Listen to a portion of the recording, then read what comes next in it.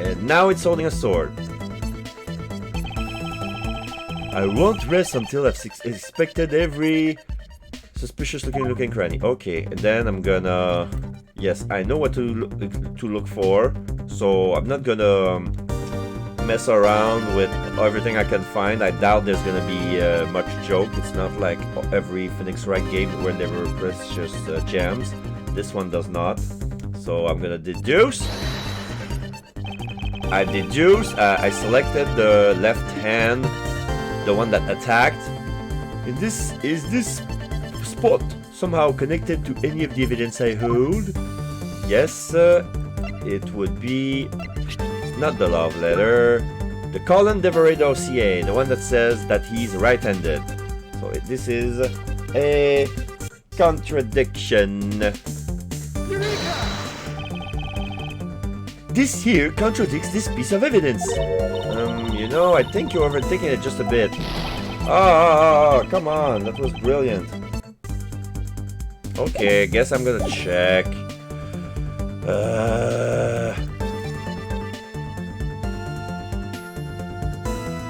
I'm gonna examine me again. It's me. I have to say, it's rather embarrassing to see myself like this. Okay, so what were you thinking about at the time? I don't recall, but I would guess that I was thinking about the kidnapping. Really? Because I don't think so at all. Your face practically screams, I'm about to get conked over the head. If I had known that at the time, do you think I would have let myself be hit?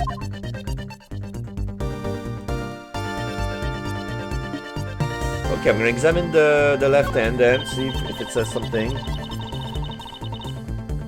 And in the next instant, this badger will swing his left arm, complete with weapon in hand. Yes, to club me with the left side of the prop sword. Okay, I see what they're trying to get. My reasoning was sound, but I give the wrong piece of evidence, and here's why. The game wanted us to prove that we hit it couldn't have been the bad badger because he was right-handed, but wearing the bad badger wasn't good enough. Since we had the proof where on the prop sword I was hit, that would have been a more sufficient evidence to prove that I was hit with the right arm. Because if he attacked me with his left arm, like I don't think he needs to be left-handed to hit me with his left arm. I believe he can manage to conk me over the head pretty well, but since he's like slightly onto my right, and if he's using the left side, if he's using the sword to hit me on the head with his left arm, he would have me he would hit my left temple, and the right side of the sword would be stained. Yet it was the exact opposite that happened. It was the right temple with the left side of the sword. So I'm going to continue with the text, and then I'm going to select the proper evidence. Should I recreate the moment of impact? I want to see the pain expression on your face. It's just fine the way it is. Wait, maybe not. Is it just my imagination, or is something not quite right? Yeah.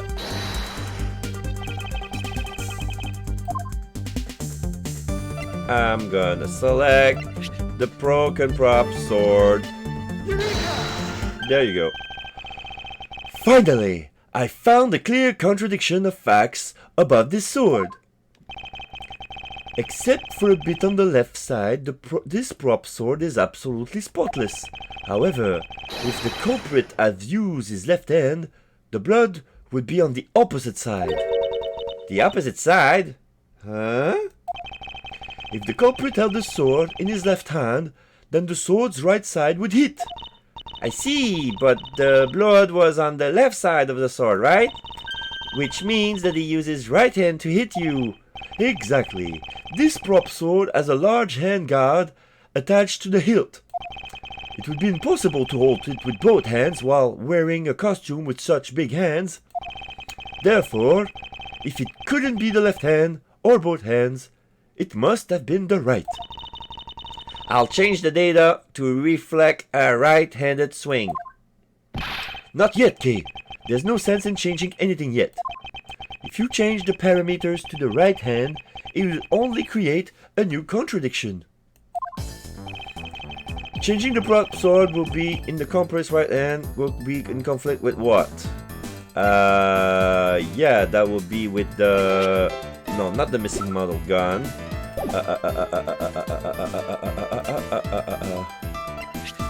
I guess it's gonna be the Blue Badger Bible, because this is the only piece of evidence that proves that he's always wearing a gun. Okay, I'm gonna try with that. See if it works. Take that! The Bad Badger always holds a gun in his right hand, so he can't hold a sword in addition. Hey, that's right! Then what now? If it wasn't in his left hand or his right hand, it means that the one who struck me could not have been the Bad Badger. Are you paying attention, Lance? Mr. Deacon could not have been the one who struck me, which leaves only you as our primary suspect. Fine, it was me. I hit you.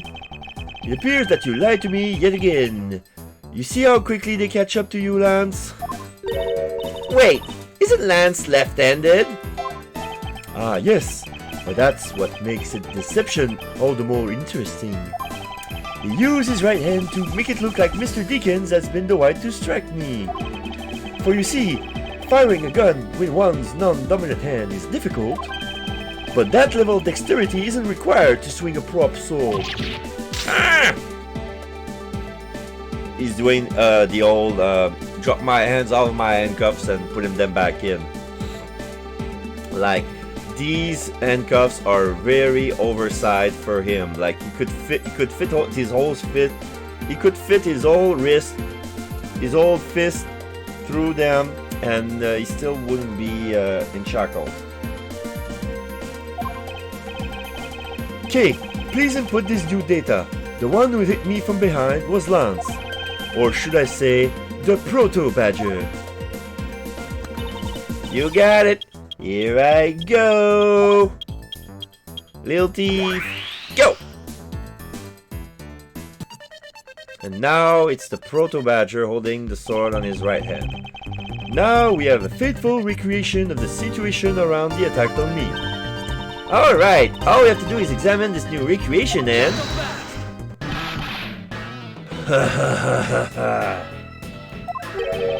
And what exactly is so funny, Agent Lang? That amusing little gadget. It sure packs a punch, right, China? Yes, it was all I could do to hold my laughter in. Hey, don't make fun of little thief, you mean old werewolf! He and Mr. Edgeworth bring out the best in each other. You've had your little fun, but now it's my turn. I've sat quietly by, listening. But the crude conclusion you two keep spewing don't whet this wolf's appetite. There's no guarantee that your toy will always show the real situation at any given time. All it displays is whatever information you put in there, right? Well, when you put it that way... Your suppositions are wrong. It's not your fault, so I'm going to let you in on this. There's a trick to this haunted house. And what may that be exactly? A trick beyond what your tiny imagination can produce. China! Here you are. Now then, what you missed, girlie, is written right here in this pamphlet. The 7 Wonders of the Haunted House. The Disappearing Badger? Okay. So, yeah, we see a pamphlet and we see a picture of the blue badger being set like as a mannequin in the corner. I think it's like a mirror trick where you see a badger like in the corner and then when you walk closer it disappears.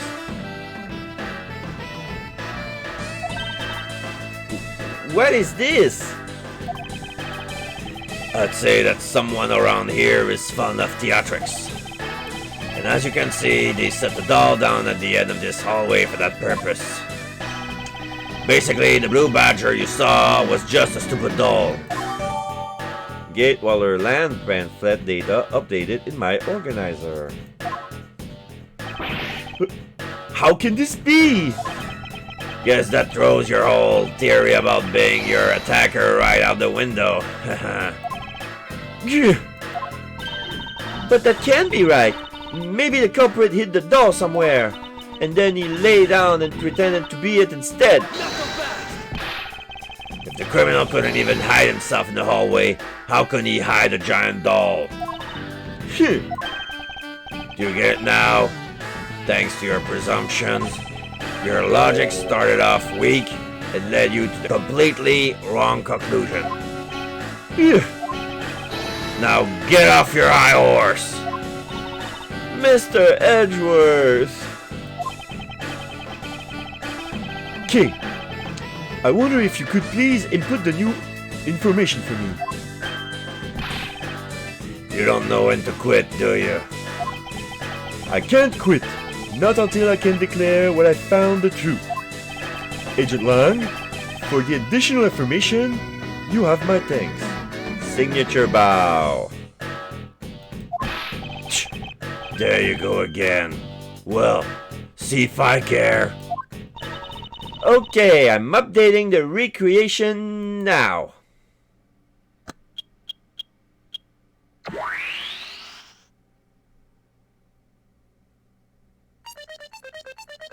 Okay, so now we see a blue badger, and then we see the proto badger walking in. There's a set of mirrors, and then we see the proto badger about to hit Edgeworth. That looks really weird. Look at how it changed from the blue badger into the proto badger all of a sudden.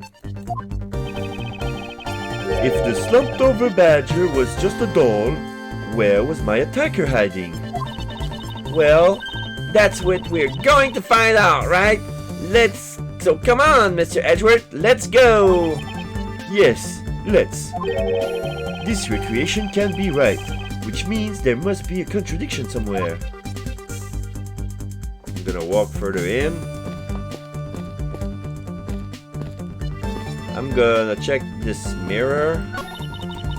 When you take a look around, it almost feels more like a house of mirrors. Indeed. Who has ever heard of this many mirrors inside of a haunted house before? Well, at least we know this is the real crime scenes thanks to these mirror shards. Mirror shards. Like a mirror house, haunted house hybrid. This place is full of mirrors. In the logic box. Hey, wait! These shards, there's something different about them. Oh? The ones we found earlier are thicker than the shards from these mirrors on this wall. And look! There's some sort of design on the back too. The pieces from that costume are certainly different from the other mirrors. What does this mean? Could it be that our pieces are not pieces of these mirrors? Mirror fragment data updated in my organizer. I need to check these new pieces, see if I can. No. Different from the mirrors on the walls. Very thick and has a design on the back. Yeah, there's a piece of those mirrors who appears to be darker. I don't know why. Okay. I'm gonna check my logic. Mirror shards are all alone inside my mind. Okay. I'm gonna examine the suit of arms, the suit of armor that's on the floor.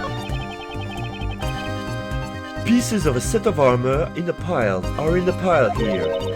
Why do you think there are almost always have sets of armors inside haunted houses? Why do you think they almost always have sets of armor inside haunted houses? I suppose this sort of interior design is meant to bring out a sense of abnormalcy. Why do all your explanations have to be so hard to understand, Mr. Edgeworth? Now try explaining it again, but this time so that even a thief like me can get it. That may prove to be a most difficult task. We're gonna examine the proto. This is where the proto badger shows up in our recreation. Yes. Now the question is, where did he come from? Yeah, but there's no place to hide in our current hotel model. There must be an inconsistency somewhere. I'm gonna check the walls. Okay.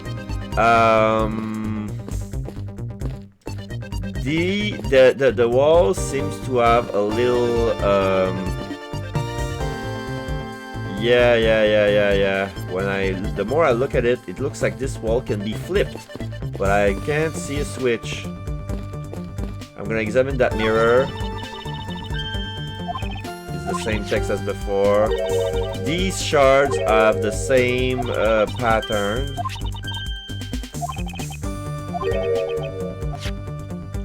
I'm gonna inspect the blue badger.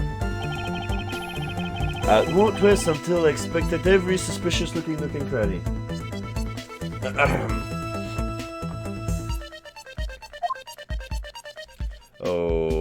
Okay. I'm gonna inspect the blue badger itself. This blue badger is just a doll for use in this haunted house.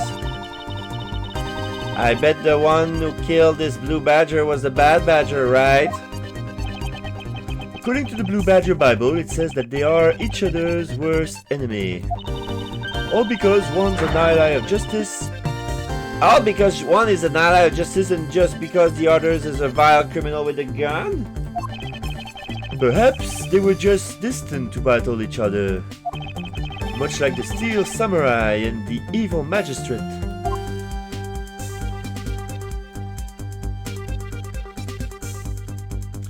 Is there something else? Let's check the window. Wait, I need to check on something. Oh, I see. This is a reflection.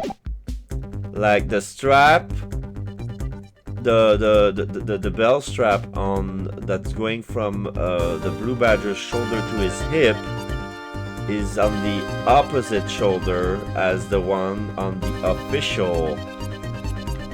This is a reflection.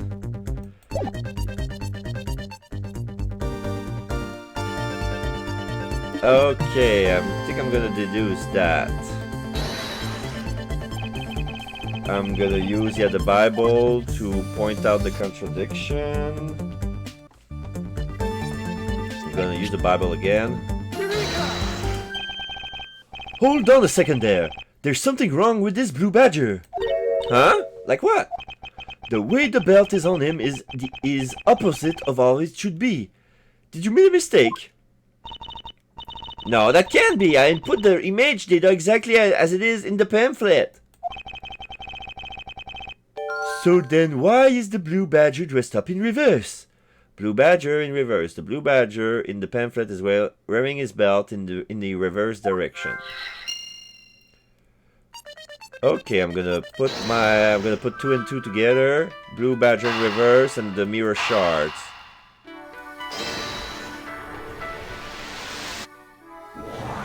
Of course. Okay, do you remember what you said earlier? What I said earlier about what? About how this building might as well have been a house of mirrors. A house of mirrors? Oh, yeah, that would explain the reverse or mirror image. Yes, this blue badger might be nothing more than the reflected image of a real one. Then was a blue badger you saw just a reflection? When I looked down this hole, I thought it was perfectly straight. However, if there was a mirror, oh, then it would actually form an L shape, right? Precisely. I was deceived. The hallway was almost pitch black, and there was a beam in the way. That obstructed my view of the other hallway. Wait, but why did this place why build this place like that? It sounds pretty pointless to me. Okay, this house is just another attraction at an amusement park. They created mirror wall for a very specific purpose, one that I can point out to you. This was the reason they built the mirror wall. Oh, and now I have to fetch my evidence.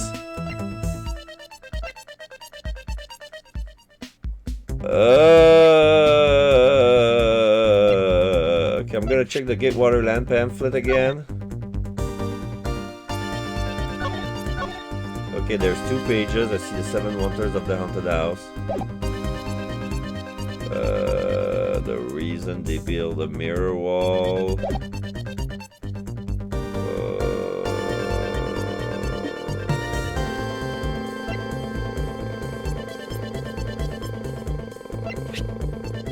I'm gonna try the mirror fragment.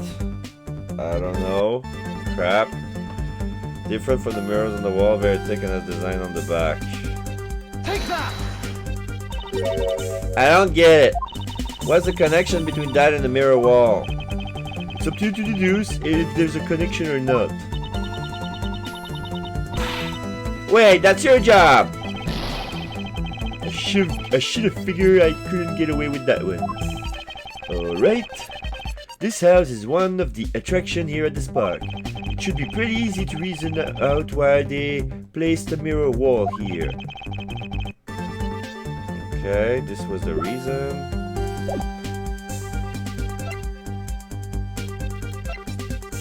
I'm gonna use the pamphlet.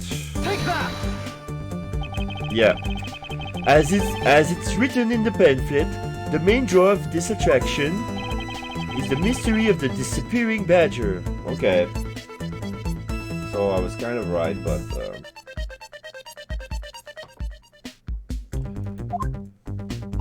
you mean they built the mirror for that trick alone? But you said you saw the badger, so it was definitely still here. That was true at the time. However, doing this allows someone to make the blue badger disappear in a flash. Move the mirror wall, move the blue badger, or dim the lamps. There will be move the mirror wall. Yeah, so like there's a secret panel, like a secret door inside of the wall, so that if you bring it, it will make the blue badger disappear. And when you open it, Proto Badger could have come out from that. So I'm gonna say move the mirror wall. To remove a reflected image, simply remove the mirror. First, the mirror was constructed so that it could be moved. Then, beyond where the mirror was, an empty hallway has to be created. Oh! So when they wanted people to see the blue badger, they would open the mirror. And when they wanted to hide it, they simply had to close it again. Okay.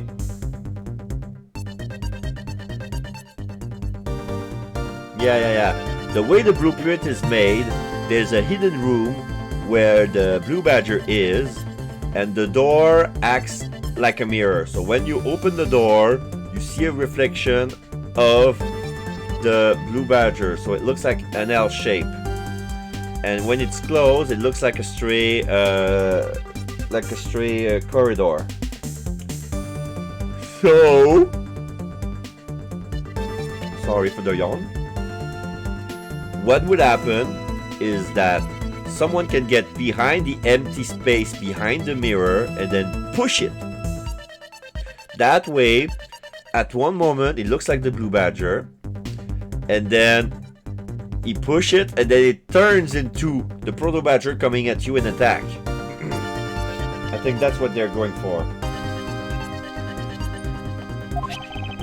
This explains why the other side of these fragments have a design on them.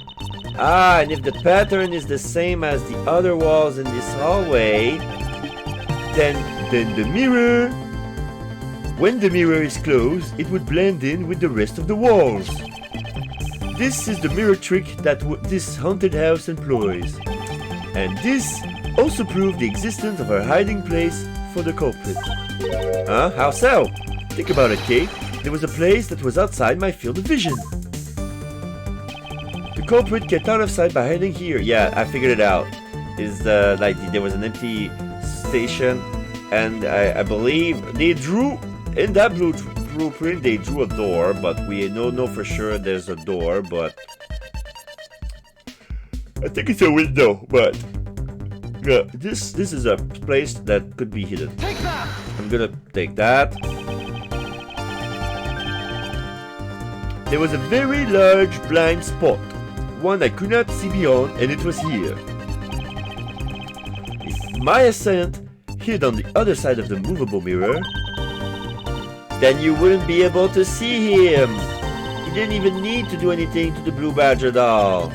Exactly. All you have to do was wait for me on the other side of the mirror. Wait, hold on. I just thought of something. Yes? Well, shouldn't the mirror wall be broken right now in reality? Since we have a few shards of it, we can probably assume it is. Yes, it most definitely is broken. The question is, when was it broken? Since we found these inside the victim's costumes, that would mean that the victim was there when the mirror was broken. Wait, that sound!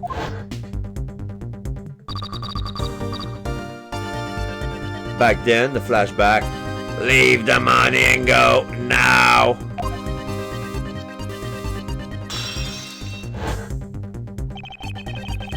Yeah. That sound I heard was most definitely the sound of a mirror breaking. It hang up and then we heard the sound. I don't remember having that. I have to check my playthrough again, but oh well. Kate, I'd like you to input some new information. Don't scare me like that. Sorry, but I need you to recreate something for me. Sure, whatever you need. So what do you need anyway? If you could first recreate this hallway just before I enter the dining room. You got it.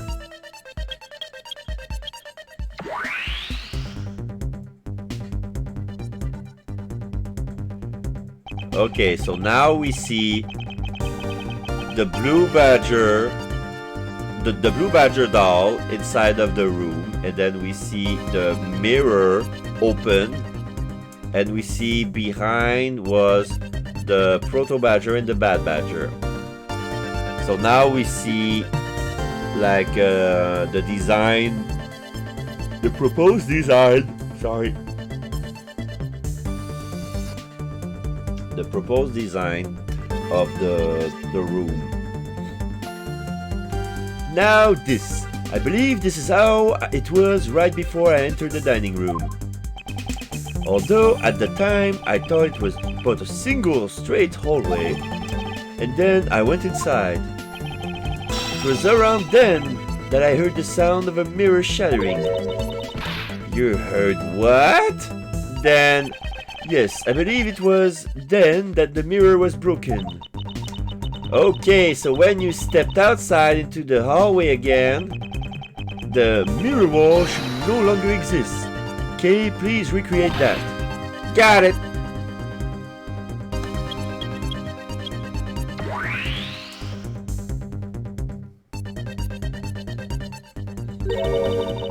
Okay, so now we see the proto who's about to attack Edgeworth, and then when we pan out along the corridor, we see the room where the Blue Badger doll is, and we see shards all over the floor. And it's not found out to see what's in the back. Wait, but with the mirror gone, the culprit lost his hiding spot. So where did he go in this proto-badger suit, Mr. Edgeworth? That's easy enough. With the mirror gone, he simply hid himself in the branch hallway. Okay, so we saw the proto-badger standing up next to the Blue Badger doll, so he's hidden. Yeah, I think this about wraps it up. Looks like we finally solved everything! No, not yet. An even larger contradiction has now reared its head. Huh? Perhaps you did not know this, but this recreation contains a very troubling inconsistency. The inconsistency between what I saw in the recreation lies... yeah. Oh, okay. Now I'm comparing the image of Edgeworth leaving. There was still a lay down badger in the corner.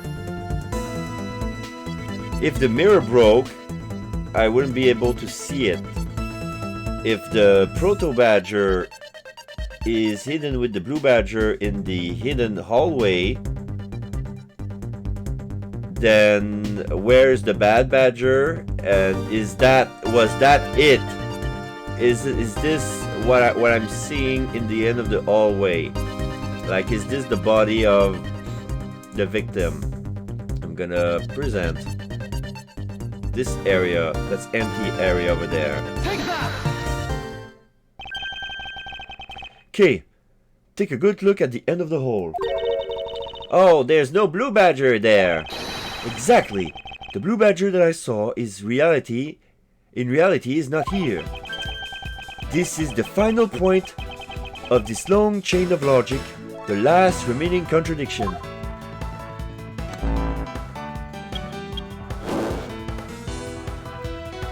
Now she turns out the simulation and we're back where we never left, which is the Gatewaterland main gate. So, let me get this straight. When you came out of the dining room, you saw a badger, right? And that is precisely where the final contradiction lies. Something that shouldn't exist was there before me. Who or what do you suppose it was? I believe this is the real identity of our mystery badger. Now I cannot access the profile. I'm still in my evidence. I want to say bad badger, but it's not the bad badger's head. I cannot point the Bible. I want to say the body. I'm gonna try Mr. Deacon's murder notes, but just because there's a picture of his body, but victim's costume. Okay, I'm gonna go with that. The victim's costume. I'm gonna try that. Take that! The badger I saw was, in actuality, the dead victim's body. What? Agent Lang, the entirety of my complete logic is my final decisive piece of evidence. The murder happened in the hallway of the haunted house at the time of the drop-off. And you can consider the moment I heard the mirror breaking to be the real time of death for Mr. Deacon. No! Maybe it was due to their fighting, or perhaps it was the life-shattering bullet. But no matter what the cause was, the hallway mirror wall was broken. Ha! You were in the house at the time, right? Are you telling me that you missed the sound of a gunshot? There was a variety of sound effects playing at the time, all for theatrics I assume. The gunshot must have blended right in. Yeah, and if it's in point blank, like the if you bury the gun inside of deep inside the suit, if you want to hit him, if you bury the gun deep in the abdomen and then you shoot, it might be a silencer compared to the broken mirror. Like the gunshot sound would have blended in. Yeah! Lang is on this defense. Like every time he's getting hit with a good answer, he's in his kung fu self-defense, like pose. Yeah! Now then, I'd like you to recall something for me. Who was it that was with the victim at the haunted house? Lance is in deep trouble. Who was the one who had the opportunity to rob the victims of his gun and use it on him? It was you, Lance Amano. Oh, he broke his handcuffs and now he's crying. I'm sorry. Now he's crying.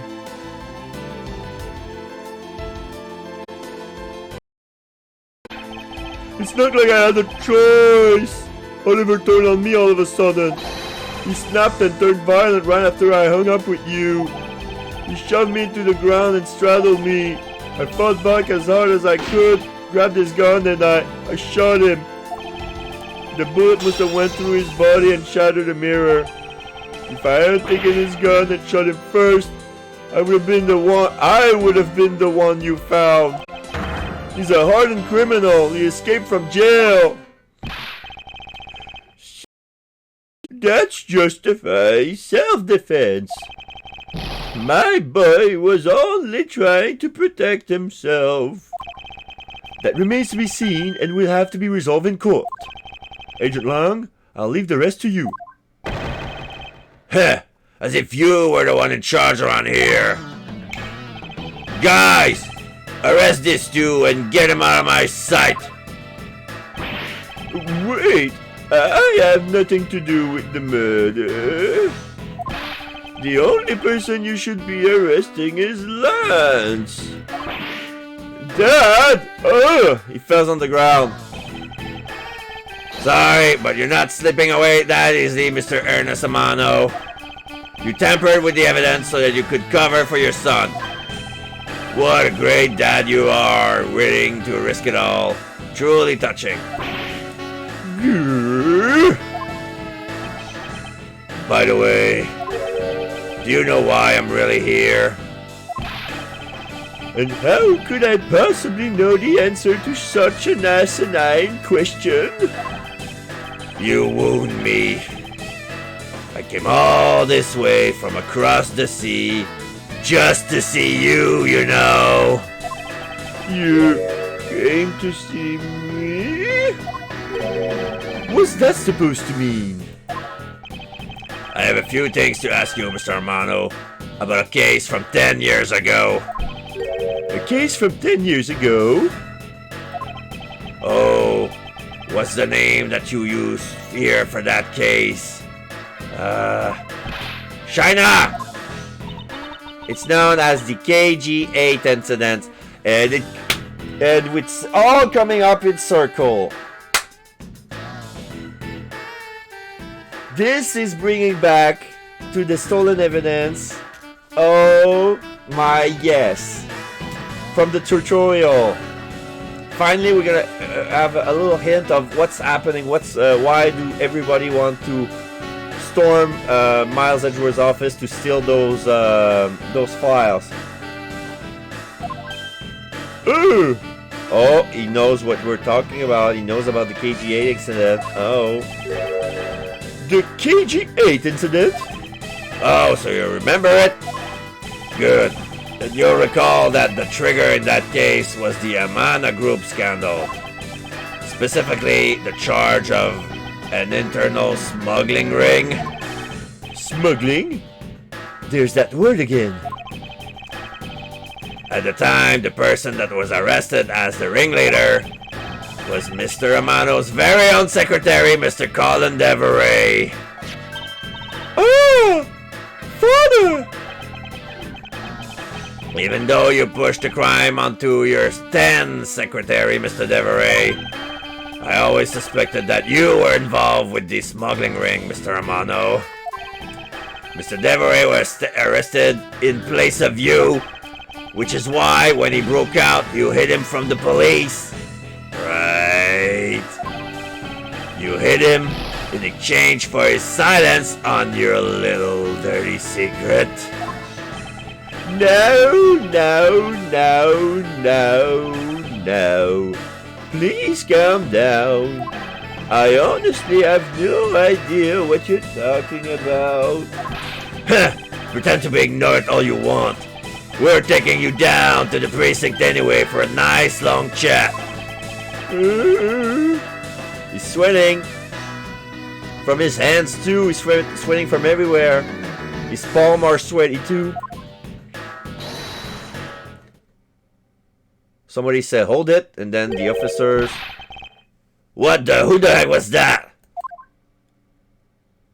Oh! It's Jack Sportsman.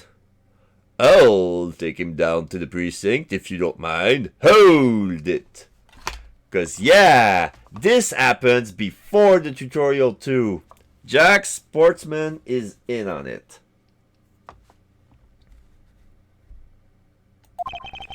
And who the heck are you?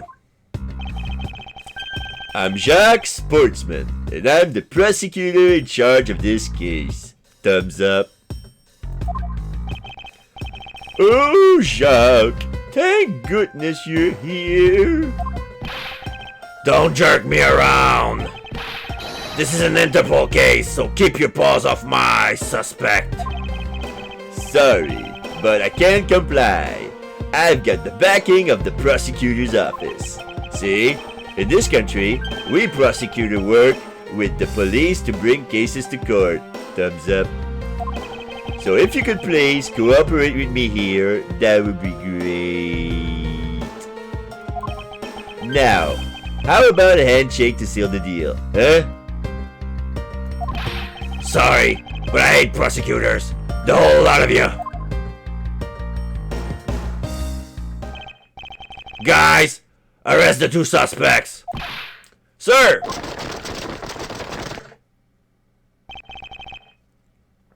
Oh, and I almost forgot. Okay, now we see Jack Sportsman and we see Body Fate, the detective who's next to him. I believe it's him. Oh, and yeah, I almost forgot. Prosecutor Miles Edgeworth, is it? I'd like to thank you. Thank me? Yeah, for working so hard to fulfill my goal. ... Hey, is that any way to thank someone? And what the heck is that supposed to mean? You were so relentless with Lance that you forced Ernest to tamper with the evidence. Thanks to that, I finally had a legitimate reason to arrest him. So how does it feel to bite the hand that feeds you? The hand that feeds me? I'm not sure I follow. Heh, it's no use pretending with me. You're the run, right? You're the corrupt prosecutor that's working for Mr. Amano in the smuggling ring, right? No, I would never do such a thing. Shh, what the heck? Our intel's never wrong. In your prosecutor's office, there's definitely someone working with the ring.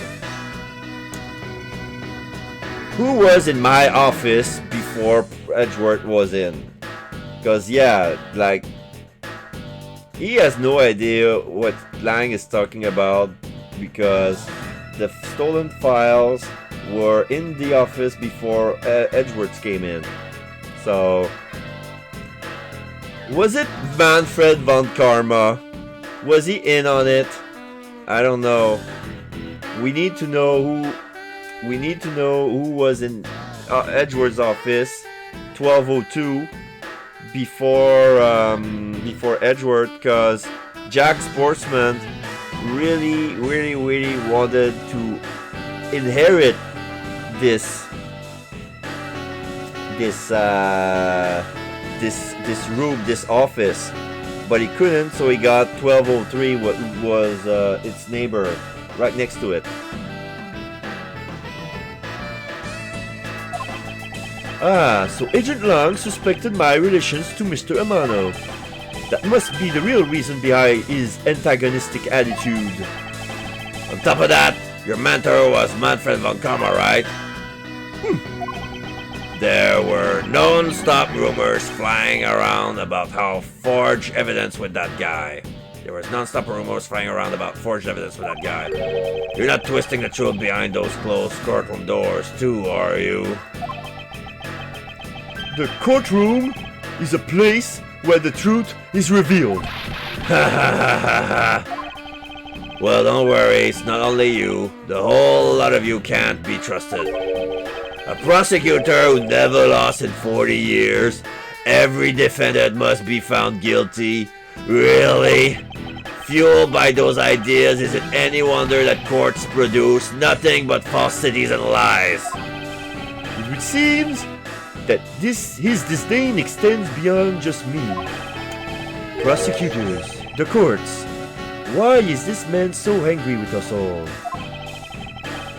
Rest assured, the next time we meet, I won't be so forgiving. Him and China are posing together. They're doing the point finger. So don't you forget it! And now they leave. Please wait! China stops. China turns around. Agent China. Why does Agent Lang hate all prosecutors so? ... She will not answer. Lang is the head of the long-honored House of Lang in Jiangfa. The heads of all police-related divisions in that country were of Lang blood. What? What do you mean by that? Aren't they still? They were revered, but that was long ago. They don't hold that sort of sway anymore. And it was all because of the courts. How can that be? A prosecutor once withheld and tampered with the evidence one of the Lang detective found. That evidence purity was tarnished and cost the Lang's family its honor and trust. Oh, it's so sad. But not all prosecutors are like that. ... Even so, Lang will never respect the court again, or any prosecutor. So Agent Lang is a man who hates all courts and is unwilling to forgive prosecutors. Man, what a piece of work that guy is. Come on, Jim. We'd better catch up. Yeah! We still got to deliver that thing to the old man after all.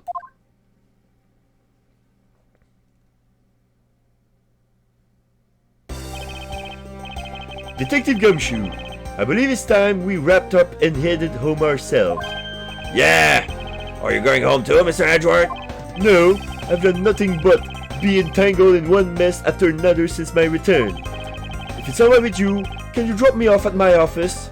So he's gonna be tangled up in the third mess. Poor guy. He didn't catch a break. Poor guy. No problem, sir. Excuse me.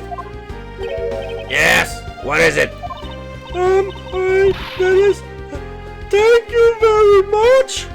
Slip. Ah, it's okay. No need to thank me, pal. Just doing my job as a detective. I guess I was fooled pretty badly by Lance. Oh, cool fate haircut! What's a woman to do when she's been hurt by the one she loves? And to think I never realized my father was right there. I never said anything to him. I knew it. I'm haircut. I'm a failure. There she goes again, talking to herself. Miss Pops, I wonder if you know why your father participated in the kidnapping. No, I have no idea. Your father died while he was trying to stop Lance, which means that from the beginning, he had no interest in the staged self-abduction.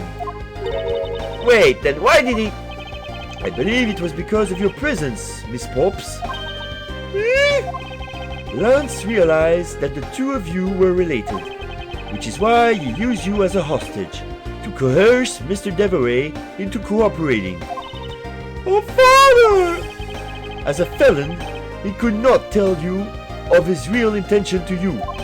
However, as the Amano family butler, at the very least, he was able to watch over you. It was all he could do, but that was the shape of his overflowing love for you. Oh, slurp.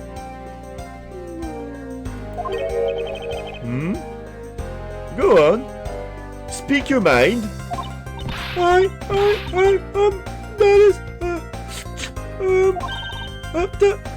you very much. You're welcome. Although there is no need to thank me.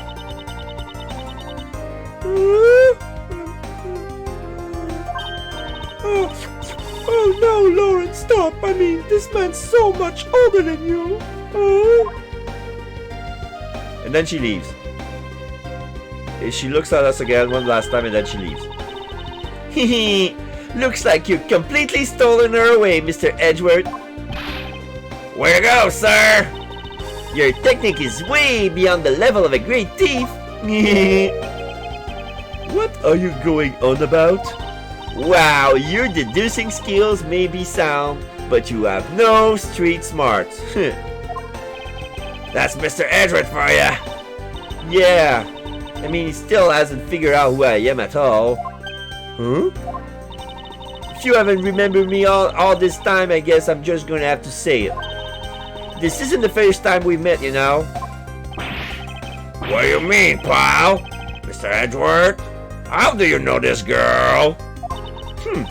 Looks like you totally forgot me too, Gummy. Gummy? Huh? She's searching for a bag. Here, maybe this will jog your memories. And she produced a white scarf or a white cloth. It looks like, I don't know what. I promised I'd return it to you one day, remember? That's... Fade to black. That single piece of cloth took me back far into my past. To that fateful day 7 years ago, when I first met the then child Kay. And Detective Gumshoe. The end. End of chapter 3.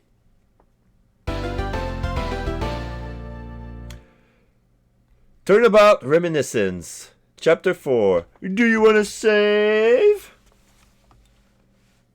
I don't know. I said no, but I don't feel pretty much tired. I mean, it's not like... You know what? I'm going to continue just for a little bit. See where it goes. I'm going to stop whenever. If I'm feel too tired, I'm going to stop right there and then. Okay? Episode 4, we see a silhouette of Gumshoe in the back. How weird. How weird indeed. Turnabout Reminiscence. So we're gonna have a flashback to when Edgeworth met Gumshoe? I don't know. And that little girl, what does she have to do with all this? Alright, let's go! Kay Faraday, the young lady who calls herself the second Yatagarasu. Episode 4, Turnabout Reminiscence. The piece of cloth that she conjured up has taken me back to many years ago. 7 years earlier. Woof. Picture of the courthouse. This is Judge Santa Gavel. Yeah, that's right. I did it. I killed the guy. That's the defendant. But it was the great thief Yatagarasu that told me to do it. Objection! Lawyer, I asked the defendant just what exactly are you trying to say? Don't you get it? I know true identity of the Yatagarasu. Then there's a prosecutor, I don't know who he is. The Yatagarasu is the man standing over there at the prosecutor's bench. Are you saying that I'm the Yatagarasu? Don't dare deny it. You told me to kill him when you snuck into the embassy. Robber. Are you claiming that Miss Faraday is the... Objection! Mr. Rell, I'm taking word about you. Your Honor, please listen to me. I'm telling the truth.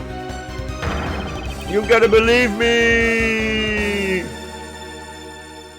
Okay, that happened so fast. It's like, oh, boom, boom, boom, boom, boom.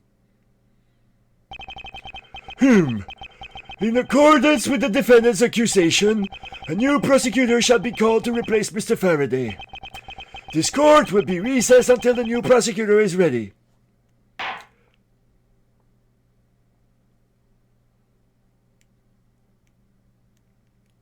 I was caught off guard. That wasn't really the voices I wanted to give to the judge, but this will do. Order! Order in the court! Oh! That's the voice I wanted to give.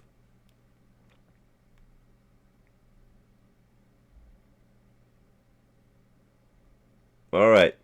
So, September 10th, 3:20 p.m. District Court, 3rd floor lobby. We're in the lobby. We recognize the decors, the same as those Phoenix Wright game.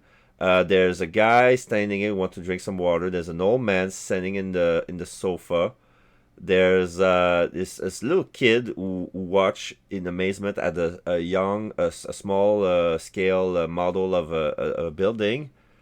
And then there is his father, and then we have the bailiff guarding the door, another bailiff next to guarding a entryway, and we see Edgeworth in his clothing from the Dahlia Hawthorne case. So it's a little bit after the Dahlia Hawthorne case, but like during the okay, interesting. Okay, let's play this along. It's almost time for me to enter the courtroom. And so, it was my first assignment as a prosecutor will be. As a replacement for a prosecutor who has been accused by the defendant. Okay, so I can see a resemblance, like if this is the real Yatagarasu, he has some sort of... he doesn't have a beak face, but he does have a samurai face. He has a little top knot. He has a scarf with some sort of Japanese pattern on it. He's dressed casually as a Western guy. It's a three-piece suit, but there's no scarf. He's holding. It's not a scarf, not a tie. He doesn't have a necktie. Only like some sort of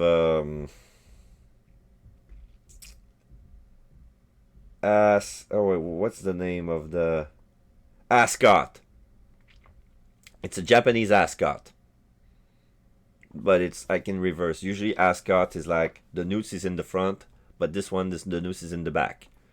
So yeah, he's got brown hairs and some sort of brown eyes. But okay, so Edgeworth is supposed to replace this guy. Edgeworth? Oh! Sir!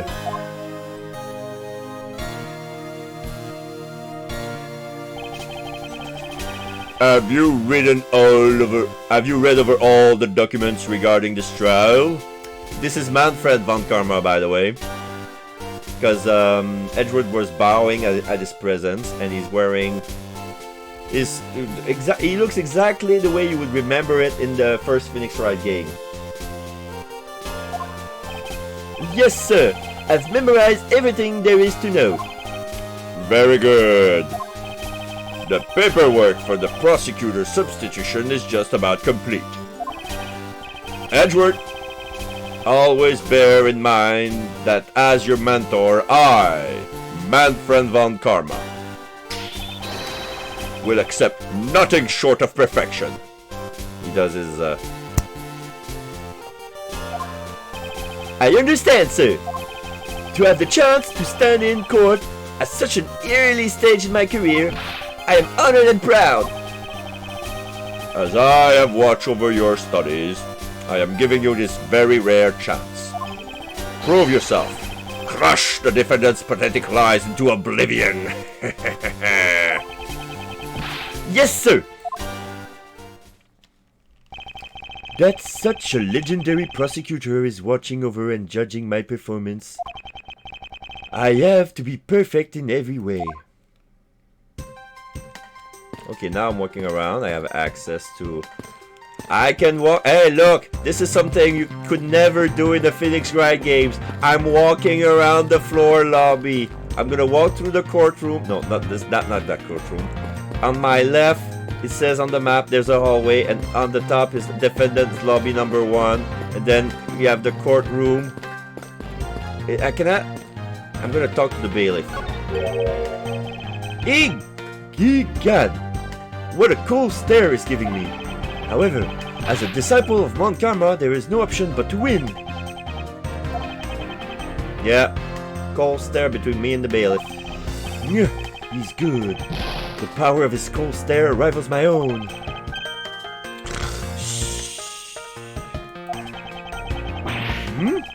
He's sleeping while standing up? What about this guy? The trial will resume shortly. Please wait a moment, sir. I was already aware of that. Shortly or in a moment. Which one is it? Be specific. Yeah, I'm using two different voices because I'm doing young Edgeworth, but when he's thinking, I'm using present day Edgeworth. Because I don't know whether when he uses parentheses as to talk in his mind, if he's thinking, if he's narrating, or if it's his young self thinking aloud, thinking to himself, you know. So I'm gonna talk to that other bailiff. Mr. Prosecutor, sir? You've got a good eye if you can tell that I'm a prosecutor with just one glance. As if there are always only prosecutors and defense attorney in this lobby. I usually hit the mark if I guess one or the other while there is a recess. You were only guessing? Okay. I'm gonna talk to the old man. It's an old lady. Excuse me, man, but is something the matter? Oh, I just thought someone would have brought orders by now. But this is a courthouse. It would be quite atypical to provide hors d'oeuvres here. Are you sure? Someone poured me a fresh cup of coffee last time I was here. What the heck does she think a courthouse is for? Okay, I'm gonna talk to the guy who's drinking up the water fountain. This is so good. Gulp, gulp, gulp. I could drink a whole gallon. I've never heard of water that tastes that good. Maybe I'll give him a minute. Gulp, gulp, gulp, gulp, gulp, gulp, gulp, gulp, gulp, gulp, gulp, gulp, gulp. Gulp, gulp, gulp, gulp, gulp, gulp, gulp, gulp, gulp, gulp, gulp, gulp, gulp. Does he plan on gulping for an entire... Does he plan on gulping an entire reservoir dry? I'm gonna talk to the little kid. A model of the courthouse. It's pretty well constructed. Hands in the face? Don't tell me this thing transforms. Yet I wonder for what other purpose could they have been made. Wait, this courthouse can transform into a mecha? I think I missed one game. I don't understand that reference at all. I don't understand it at all. Aren't these great? Daddy made all of these. Awesome! But didn't you get fired right after you made them? Ah, yes I did. I spent the same amount of money on this model as it cost to build the real thing. And my boss wasn't very happy with me. Hey, Daddy! Didn't you say you built a secret mechanism inside of it? I'll tell you about it someday when you're older. A secret mechanism? Maybe install it as a payback for getting fired? It could be trouble. Now I'm curious. This is reference to maybe a game I haven't seen. Okay, I'm gonna move to this door that nobody's guarding. This should lead to the defendant's lobbies. Edgeworth, where is your composure? If you wish to take a look at your enemy, do so in the courtroom, as you crush him. Indeed, thank you. You are a man of wisdom and experience, sir. Okay, so I need to supposed to talk to him. Today's trial should have ended in just 1 minute. Because the defendant was picked up by the security camera, correct? Exactly. The killer had the gall to say that he only killed because he was instructed to do so. Even more outrageous is this claim that the case prosecutor, Byrne Faraday, gave the order. Huh. Faraday is such a fool. He's been cornered by his very own prey. Sir, are you an acquaintance of Byrne Faraday, sir? He's a pathetic man who speaks nothing but nonsense. Nonsense? He once tried to explain to me a way of punishing those who cannot be brought to court, quote unquote. Those who cannot be brought to court? That is nonsense, for no man is above the law. Well, there are always a few exceptions. However, there is no reason to even deal with such individuals. The prosecutor is a guardian of the court, one with no obligations to outside matters. Thus, there is no reason to deal with such individuals, I see. Edgeworth, disgracing yourself as Faraday has will not be forgiven. Have no fear, I will not let you down, sir. In place of the accused prosecutor Byrne Faraday, I'll prove the defendant's guilt. Very good. I've secured an hour of recess for you to prepare to do just that. Show them all the power of Von Karma. Today's trial. So, have you achieved a firm understanding of the case? Yes, sir. I have memorized everything that is written down in these case files. Well then, explain the case to me. I want to see if you really know what you are talking about. Understood. A murder was committed on September the 8th in front of the Codopian embassy. The victim, Monsieur Dade Man, was a staff member at the embassy. Dead man. Make an effort on those spawns, will ya? The defendant in this case, Mr. Mackerel. See? Was that so difficult? Mr. Mackerel? I was being sarcastic. It's just a shitty pun. Was held for questioning the night of the incident as he deemed suspicious. He was quickly placed under arrest for possession of the murder weapon, a gun. Furthermore, at the time of the murder, the great thief Yatagarasu has successfully infiltrated the Codopian embassy as well. At first, Rel claimed that he himself was the Yatagarasu, but that he did not kill dead men. I wonder if what he expected to gain from such a desperate lie. It's possible that he wants to go down while in the spotlight if he is found guilty. There truly is no limit to people's inanity. But I digress. Continue, Edgeworth. Yes, sir. During the trial, the prosecution presented the security footage that captured the murder. The footage clearly showed Mr. Rell as the murderer. The act of Mr. Rell firing the gun could be clearly seen from the visitors' gallery. Upon saying that, the defendant retracted his statement and admitted to the murder. I did it because I was told to, quote unquote, by the real Yatagarasu Bird Faraday, end of quote. That sounds about right. However, you've forgotten one thing. While this may appear to simply be the murder of a Kodopian embassy staff member, people are actually referring to it as the second KG-8 incident. The second KG-8 incident? I'm very sorry, sir. I feared I failed to study hard enough. Well, even among the police, it's information that only a select few are privy to. Could you please enlighten me, sir? Second KG-8 incident. Sir, what do you mean by the second KG-8 incident? In order for me to tell you that, you must first learn about the original case. Take a look at these documents. This is a 3-year-old newspaper.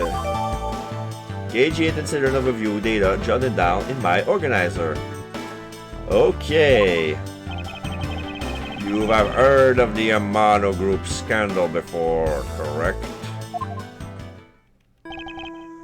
Yes, I have. The secretary of Ernest Amano, the Amano Group's director, was arrested under suspicion of smuggling. Correct. CCU was an employee of the Amano Group and the sole witness to the smuggling operation. It was she who brought the crime to light. However, Miss Yu was silenced before she could testify in court. Wasn't a Kodopian embassy staff member arrested for the murder? Yes. A Kodopian by the name of Manny Cochin was a suspect. Now we see a newspaper, Kodopian embassy staff member Manny Cochin found not guilty. The victim is CCU. We see a picture of her. What's his relation to the smuggling grin? A shadow over the Amano Group. However, due to lack of evidence, the case went unresolved. Lack of evidence? Ha! If only I was in charge of the case. I would have done everything in my power to prove his guilt. To make sure that all criminals are found guilty, my mentor really is dedicated. Faraday was the prosecutor of the case then, and he was as pathetic as ever. Mr. Faraday was in charge of the KG-8 incident as well? That's right.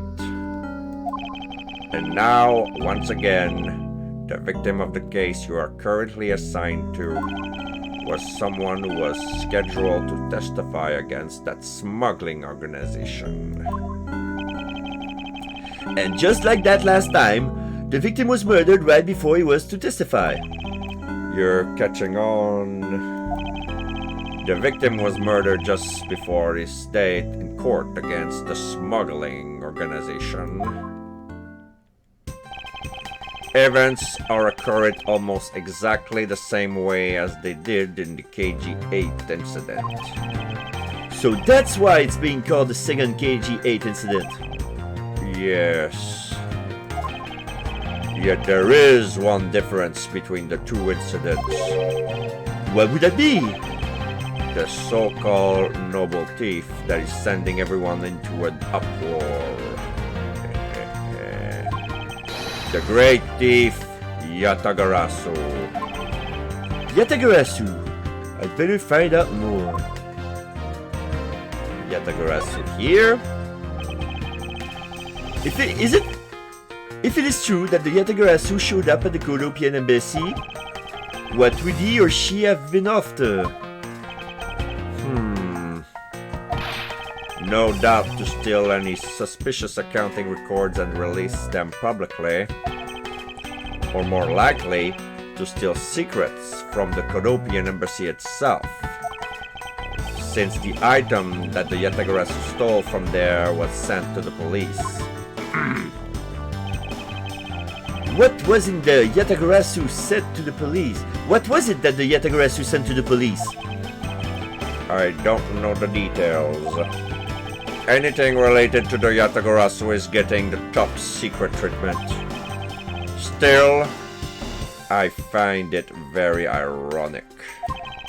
By returning the stolen item to the police, it was proof positive that the Yatagarasu has infiltrated the embassy on the same day the staff member was killed. Criminals have a way of incriminating themselves. Wouldn't you say? That would have to be the first time the Yatagarasu has left evidence behind, correct? Yes, indeed. If you wish to learn more about the Yatagarasu, then I suggest you ask Faraday. Mr. Faraday? He happens to be the prosecutor in charge of the Yatagarasu case as well. He's the prosecutor in charge of both the KG-8 incident and the Yatagarasu case? Mr. Faraday really has a lot on his plate. Then we see a little girl. Okay, that's clearly a really young Kay Faraday. What is it, you little girl? She's holding a red balloon. She has pink short. She has a pink shirt, a jean short green shorts, pink and white sneaker Converse, and a little top knot with black hair. Is that a tank top? I think I can see her belly, but You're scary, mister! ah! Did you need something? I want to trade these coins with you! A fistful of dimes, quarters, and pennies? But it looks like you have already $1. Is this what you want? Thanks! That's exactly what I needed! Yeah. She's having a... Okay, it's the pink shirt from close. It's a sailor junior high school uniform, but it's clearly too short for her.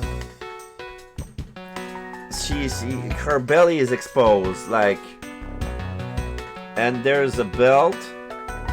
Yeah, I think she has a satchel on her back. We can't see well because of her arms, but there's a belt that's across her chest. And yeah, That's exactly what I needed! Bye-bye! then she leaves. Could that child be here to watch the trial? How disrespectful for a child like that to be running around inside the courthouse.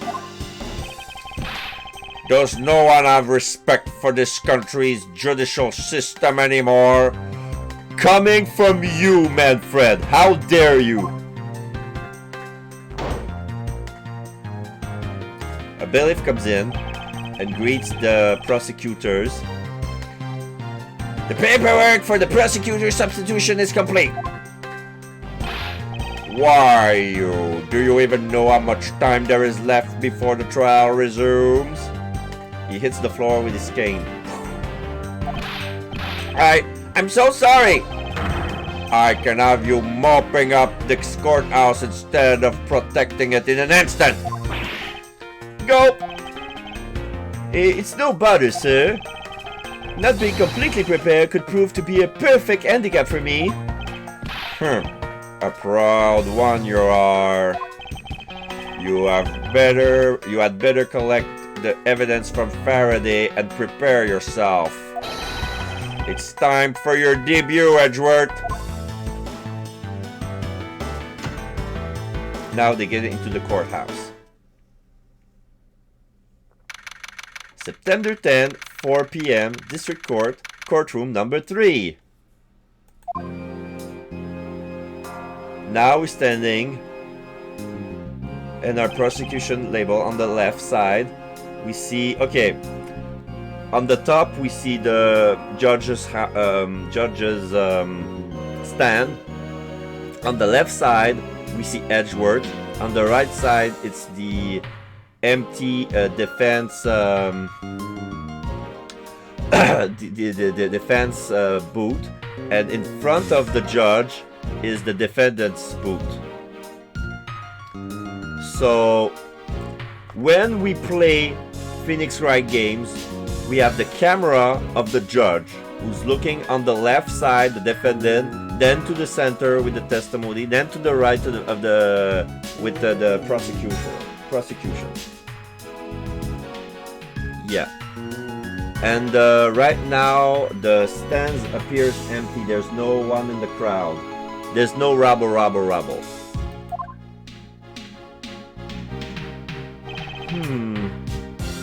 Edgeworth ... He's tapping his finger against his arm. Just what is going on? Why isn't Faraday here yet? How is it possible that the defense is not prepared yet either? Bailiff, where is Mr. Faraday? I'm not sure. I wasn't really paying attention. Oh. The judge comes in. Here comes the judge. All rise.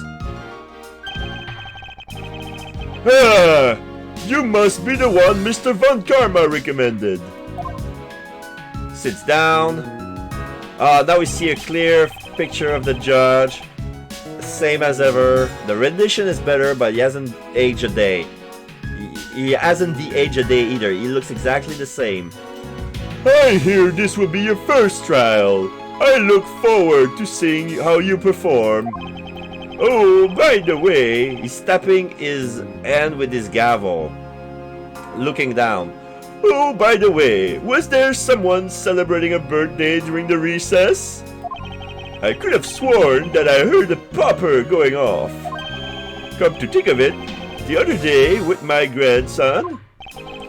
Sir, it looks like the trial is about to resume. However...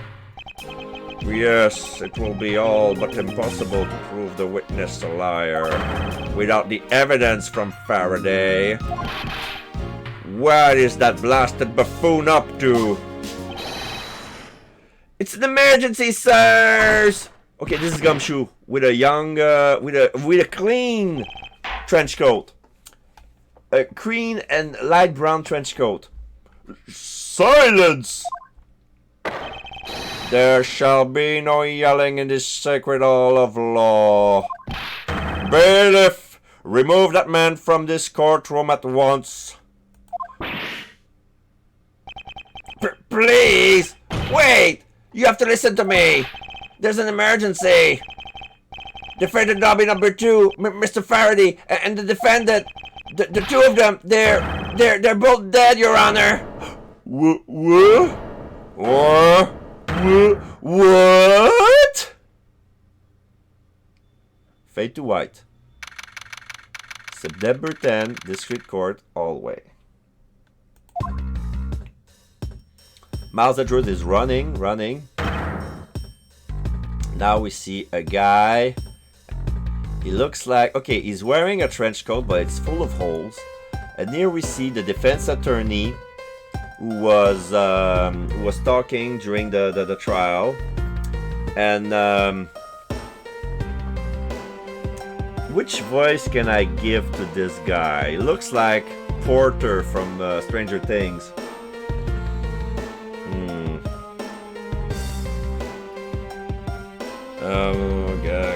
Get back, stay back.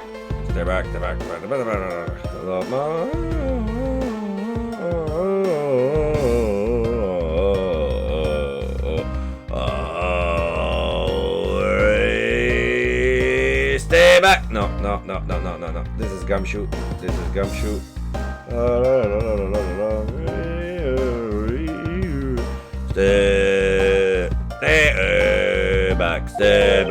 Stay back. Huh? No one's allowed on the crime scene, period. Just who does this oddball think he is? This is becoming quite the hot spot. Isn't she Mr. Will's defense attorney? Yeah, she has, I just noticed that she has earrings shaped like balance scales.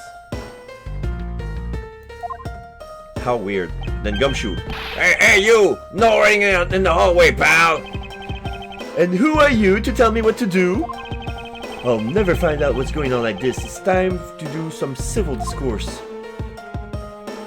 Okay, I'm gonna talk to Gumshoe, then to Miss Defense Attorney, and then this guy with the bullet holes in his trench coat. He really looks like Gumshoe's mentor. And you are? Oh, me? Hey, pal. It's common courtesy to tell someone your name first before asking theirs. Point taken. My name is Miles Edgeworth, and I'm a district prosecutor. Prosecutor? I never seen a prosecutor as young as you, pal. I've told you my name. Now, would you mind telling me yours? Detective Dick Gumshoe, and just recently I achieved my dream of becoming a detective. More than a dream, it's what I was born to do. Wait, maybe I should check and make sure I'm not really in some crazy dream first. This detective is entirely too excited to be at a murder scene. Crime scene? So, Detective Gumshoe, would you mind telling me what you know about the incident? You know that I don't have to tell you anything, right? I know that, but it would behoove you to fill me in on what you know. Wow, you're a proud one for such a youngster, aren't you? Well, anyway, Detective Bad is the one in charge. So you're just gonna have to ask him for all the details, okay? As for me, I was guarding the door to the defendant lobby number 2. So you were the guard detail. Did you not notice anything strange while you were during your duty? Well, I freaked out when I heard a gunshot and then I kinda froze. You were a detective and a measly gunshot scared you that much? Then again, I can hardly claim to not know what it's like to hear one of those at close range. Then Detective Bad came running to the scene. We went into lobby number 2 together and both men were lying there dead. Is that everything? Yeah, that's it. I was in the hallway the whole time, but I didn't hear a single peep or a struggle. Interesting. Other than the gunshot, you didn't hear a single sound or commotion? Detective Gumshoe testimony jotted out in my organizer. Okay. I'm gonna talk to the lawyer. She looks very young. Do you have a minute? You know, I'm not really into talking to people I don't know. Especially at a time like this. I apologize for not introducing myself before bothering you.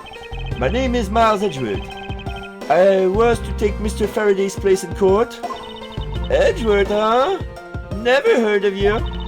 So Faraday's substitute is a newbie, huh? I'll have you know, madam, that I study under Manfred Montkarma. Do not take me for some naive novice.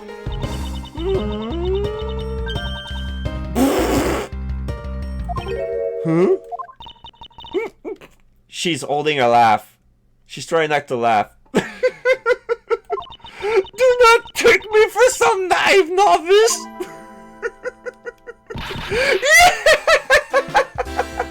Oh, you're such a student of Montkarma. So you're a student of Montkarma. Oh, I should have. Those clothes those are a dead giveaway. Stop right there. These are the garments of one who gallantly presents the facts. Oh, thanks for the great laugh. But try not to make me laugh too much, okay? I wasn't trying to do anything of the sort. Just kidding. I was just goofing around. Okay, by the way, do you know who I am? My name is Callisto Yu. And if you're telling me the truth, then we were about to go head-to-head in court. Ah, but of course. I have heard much about you, Miss Yu.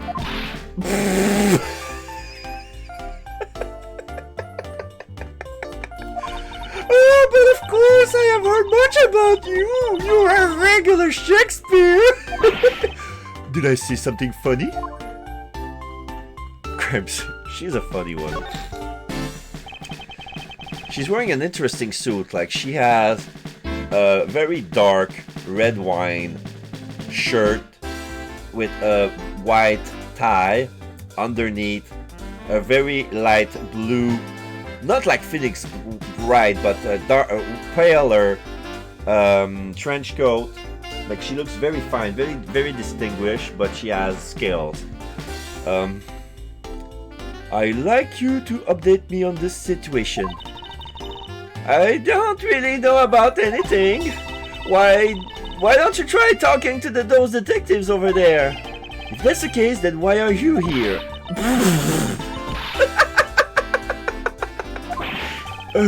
What's so funny?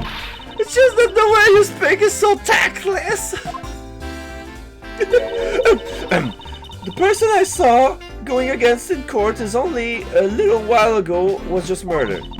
It's not like I could go back into the courtroom pretending as though nothing happened. That's a good point. I apologize for asking such an insensitive question. It's fine. Don't worry about it.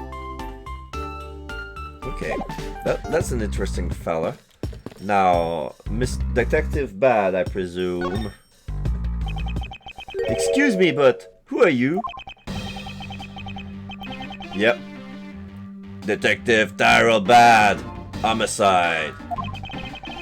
I was informed of the situation and came as quickly as possible. So how did you arrive and inspect the body before me? Faraday requested for me to testify in the trial. Plain and simple. Mr. Faraday requested that you be there? Oh, he has two things to say. Crime scenes? I've already contacted HQ about the situation. I've got nothing to say to you, kid. Kid? I'm Mr. Faraday's substitute in trials today. Therefore, I insist that you update me on the situation. ... I can't back down from here. I have a right to know. Do I need to teach you a thing or two about how to talk to adults, kid?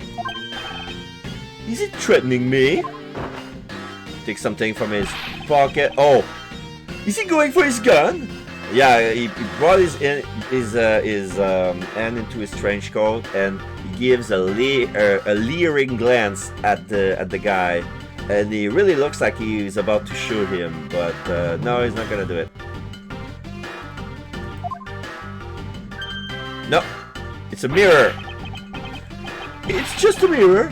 How dare he trick me like that? Yeah, he's adjusting his beard. I don't think he's gonna shave, but Faraday was stabbed to death with some kind of blade, and he had a gun in his hand.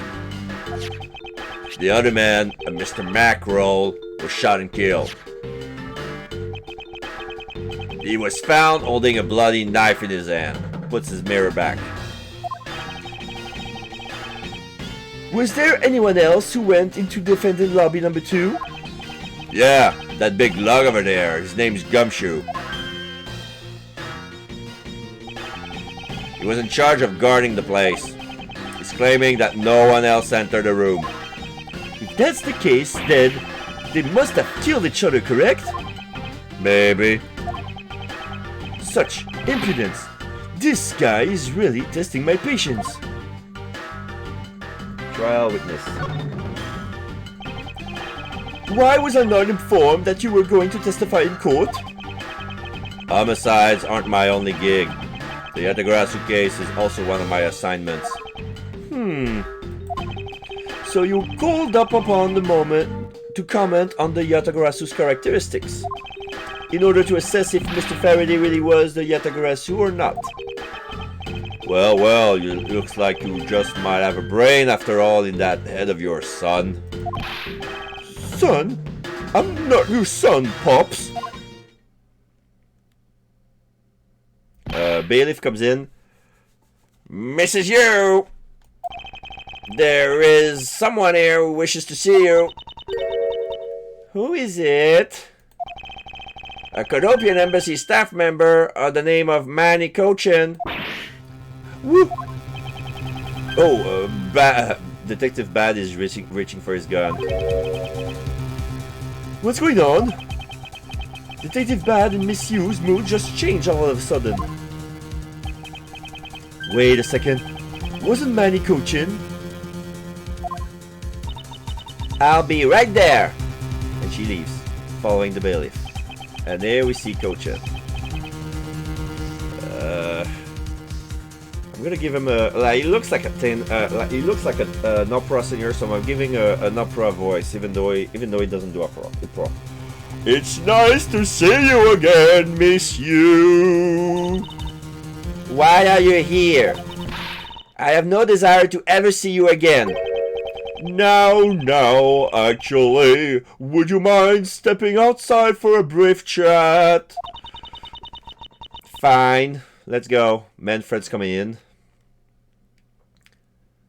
Stops next to Edgeworth towards Detective Bad. Bad. Von Karma? It's been a long time. I knew you would show up. You usually do when the Yatagarasu is involved, and I see this case is no exception. Do you know Detective Bad, sir? Yes. He's like an old bloodhound that never leaves the scene of a crime. If only he would get a promotion and move on. It's the crime scene where a detective is most useful and effective.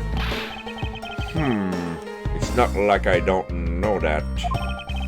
Moving on though, Bad. The man that I just passed by. Was he not the suspect from the KG8 incident? So I was right. Just what is that man doing wandering around here? That Faraday. I can't believe he let such an easy catch get away. Imbecile! I would have proved his guilt in 3 minutes. Von Karma, I think you said enough for now. It's in poor taste to speak like that about the departed. Very well. Back on topic. I'm placing Edgeworth in charge of the investigation here. Objection! This is Francesca. A very young Francesca. Oh, she has a cravache like a horse whip. She doesn't have a full whip. She has long hair. Oh God. Her hair reaches her shoulders, but she has the same shirt, the same outfit, the same jam. Papa! How can you place him in charge? Francesca, what are you doing here? I'm here for summer vacation. What else? Franziska von Karma. So she is here on vacation from Germany. She is the daughter of Manfred von Karma and a student of his, who is also junior to me. You're the one who's junior to me, and don't you forget it! You're not conveniently avoiding the bar examination, are you? Ha! If you were able to pass, then I had absolutely no trouble at all. I'll never allow myself to lose to you! Never! Why does she always have to be this competitive? Anyway, Papa, are you really assigning Miles Edgeworth to cover the case? Yes, I am. Why do you ask? Well, you know, I'm close to becoming a prosecutor myself. And I am 100% confident that I can do a better job than him. That's just like Francisca. She has no problem bat-mounting someone right in front of them. Bad. Yeah? These two will be conducting the investigation. What? You want me to let both of these kids loose on the crime scene? This is a perfect opportunity for them to work on their prosecutorial skills. A crime scene is not a place for children to be messing around in. I'm the one with the authority over this crime scene, Bad. And I will not tolerate complaining. Edgeworth, Francisca, I leave this case to the two of you. Signature bow. Understood, sir. Ballerina bow. Yes, Papa! I'll go take care of the paperwork now. Remember, I'll accept nothing but a perfect report from the both of you. Do not disappoint me! Cane on the ground. And he leaves. Hold up, Von Karma. I still haven't agreed to this. Miles Edgeworth? It's been quite some time, Francisca. This will be the perfect chance for us to see which one of us is truly worthy of the Von Karma name. We'll kill you to say at least hello.